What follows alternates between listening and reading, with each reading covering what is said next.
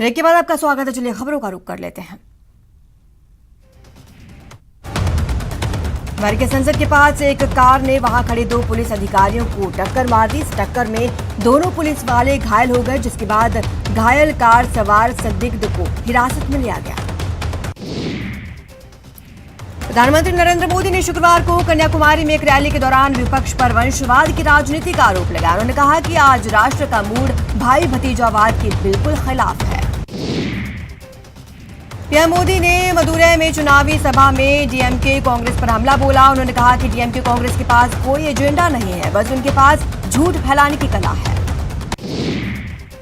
असम में चुनाव आयोग ने कांग्रेस गठबंधन के नेता को धमकी देने के मामले में भाजपा के दिग्गज नेता और असम के मंत्री हेमंत बिस्वा शर्मा पर 2 दिन चुनाव प्रचार करने पर प्रतिबंध लगा दिया। असम के करीमगंज जिले में बीजेपी उम्मीदवार की कार से ईवीएम बरामद किए जाने के बाद राजनीति गर्मा गई है। इस मामले में चुनाव आयोग ने 4 मतदान अफसरों को निलंबित कर दिया, साथ ही एफआईआर दर्ज करने का आदेश दिया। इसे लेकर बीजेपी पर निशाना साधते हुए कांग्रेस नेता प्रियंका गांधी ने कहा, चुनाव आयोग को इस तरह की शिकायतों पर निर्णायक कार्रवाई करनी चाहिए। वहीं इस मामले पर केंद्रीय गृह मंत्री अमित शाह ने कहा, चुनाव आयोग को किसी ने एक्शन लेने से नहीं रोका है, आयोग को एक्शन लेना चाहिए, कानून के मुताबिक आयोग कदम उठाए।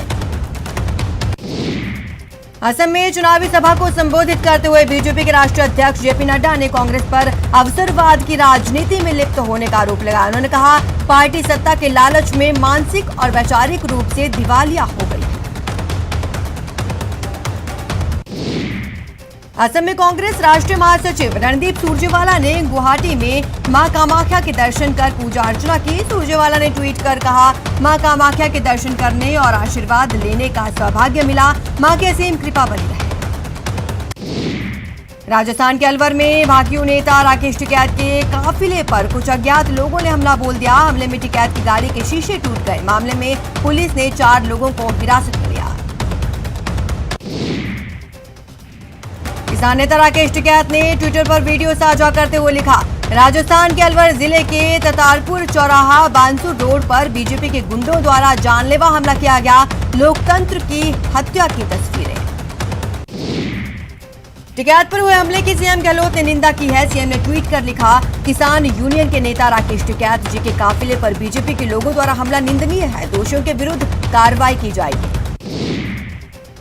अलवर में किसान नेता राकेश टिकैत पर हुए हमले को अलवर सांसद महंत बालकनाथ ने निंदा की और विरोध के नाम पर इस तरह के कृत्य को गलत बताया। राकेश टिकैत पर हुए हमले से नाराज किसानों ने नोएडा चिला बॉर्डर को जाम कर दिया, जिससे करीब 1 घंटे आवाजाही बंद रही।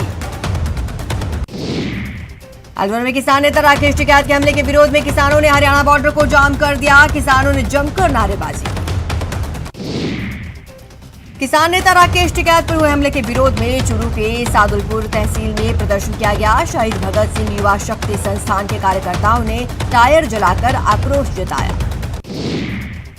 देश में कोरोना संक्रमण खतरनाक तरीके से बढ़ रहा है। पिछले 24 घंटों में 89,019 नए मामले सामने आए, जबकि 713 लोगों की मौत हुई। एक्टिव केस 6,55,000 के पार।